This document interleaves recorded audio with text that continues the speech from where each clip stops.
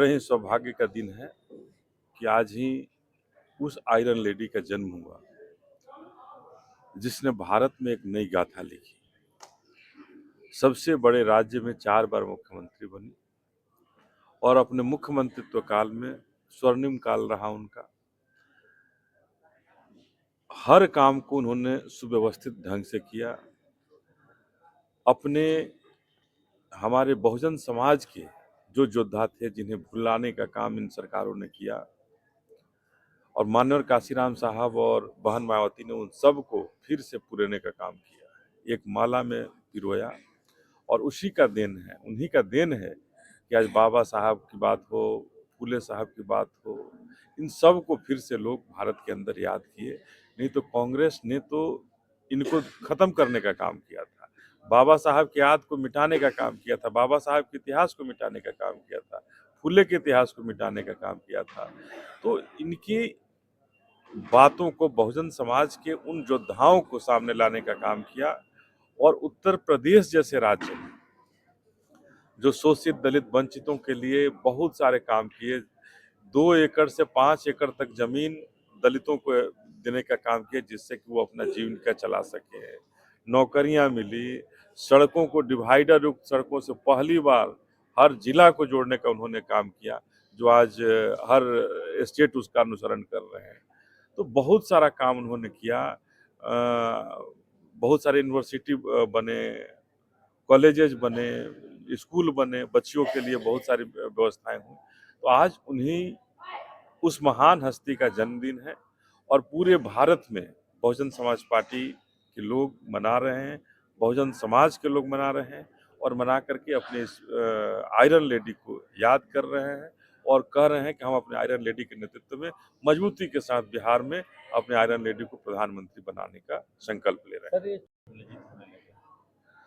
देखिए, ये हम तो यही कहना चाहेंगे कि मुख्यमंत्री जी का उम्र का तकाजा है और उम्र जवाब दे रहा है और ऐसे उम्र में शोभा नहीं देता है कि आप मुख्यमंत्री के कुर्सी पर चिपके रहें। किसी और के लिए जगह बनानी चाहिए। उन्हीं को, अगर अभी उनकी सरकार है तो उनको किसी और को सौंप देनी चाहिए। आखिर क्या मजबूरी है कि आप कुर्सी के साथ चिपके हुए हैं? आप राजद के साथ जाने के लिए भी तैयार हैं, गलबहिया करने को तैयार हैं, भारतीय जनता पार्टी के साथ भी गलबहिया करने को तैयार हैं और केवल कुर्सी आपको चाहिए। बिहार के आम आवाम का क्या होगा जब एक मुख्यमंत्री का एक छोटा सा बयान शर्मिंदा नहीं कर रहा है? हम तो शर्मिंदा हैं कि मुख्यमंत्री के लगभग 20 साल के शासनकाल में बिहार की उन्नति नहीं हो पाई। मैं इस वजह से शर्मिंदा हूँ कि बिहार के तमाम युवाओं को जो नौकरियां मिलनी चाहिए थी, बिहार के बीपीएससी छात्रों पर और छात्राओं पर जिस तरह की लाठियां चलती हैं, गोलियों से लगता है कि इनको भून दिया जाएगा, वो स्थिति पैदा किया जा रहा है और हर परीक्षा को बेच दिया जाता है। हर परीक्षा को बेच दिया जाता है, रिजल्ट को बेच दिया जाता है, परीक्षा पत्र को बेच दिया जाता है। तो ऐसी सरकारें कब तक बिहार को लूटते और बदनाम करने के लिए चलती रहेंगी? तो हम ये कहना चाहते हैं कि बिहार के युवाओं के हित में भी ये सरकार नहीं है, जो बिहार के नौकरियों को उन युवाओं के हाथों तक नहीं पहुंचा पा रही है। उन किसानों के लिए भी बिहार की सरकार नहीं है, क्योंकि उनके खेतों तक पानी नहीं पहुंचा पा रहे हैं, खाद नहीं पहुंचा पा रहे हैं, उनको उचित कीमत नहीं दिला पा रहे हैं। और मजदूरों के लिए तो है ही नहीं, क्योंकि बिहार में तो उद्योग धंधे है ही नहीं। और महिलाओं की तो और भी बुरा हालात है कि आए दिन हमारे बिहार में बलात्कार हो रही है, घटनाएं हो रही हैं, महिलाओं का उत्पीड़न हो रहा है और किसी भी मामले में बिहार की सरकार उन पीड़ितों को न्याय नहीं दिला पा रही है।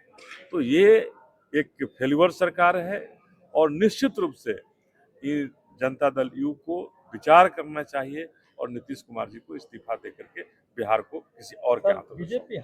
बीजेपी के नेताओं के आगे नीतीश कुमार जी नतमस्तक हैं और हम तो कहना चाहेंगे, हम लोगों के अभिभावक हैं और इस तरह का दिन देख करके बड़ा खराब लगता है कि कोई किसी के आगे इतना नतमस्तक हो जाए कि अपने थोड़े से लाभ के चलते पूरे समाज को बेचने की बात हो, पूरे बिहार को गिरवी रखने की बात हो। तो ऐसा लानत भरी जिंदगी हमें नहीं चाहिए और निश्चित रूप से नीतीश कुमार जी को भी इस पर विचार करना चाहिए। सर, इंडिया को लेकर के काफी किल्लत है।